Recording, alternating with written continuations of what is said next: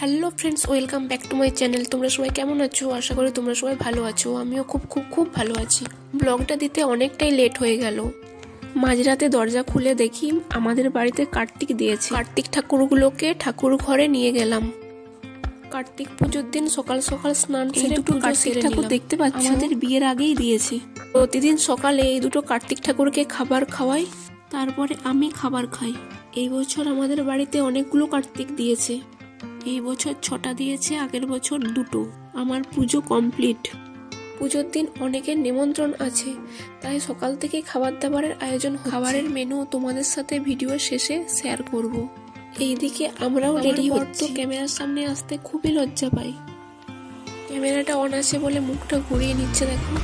এইদিকে পুজো শুরু হয়ে গেছে, আমরা পুজোতে বসে পড়েছি। ঠাকুরমশাই আমাকে পঞ্চপ্রদীপটা তৈরি করতে বললেন। পঞ্চপ্রদীপটা তৈরি করে আমি ঠাকুরমশাইকে দিলাম। এইদিকে যজ্ঞ কমপ্লিট হয়ে গেছে, এরপর আমাদের পুষ্পাঞ্জলি শুরু হবে। সকাল থেকে আমরা উপোস আছি। পুজো কমপ্লিট হতে হতে রাত্রি 10টা বেজে গিয়েছিল।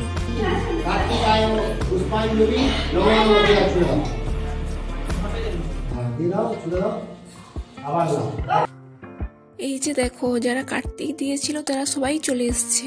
আসতে লজ্জা পাচ্ছে দেখো। আমার বরের শাক বাজানো দেখো।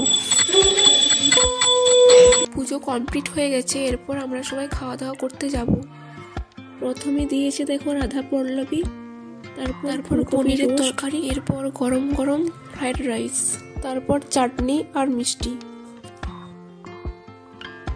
শেষে ছিল পাঁপড়। পরের দিন সকালে আবার পুজোতে বসেছিলাম।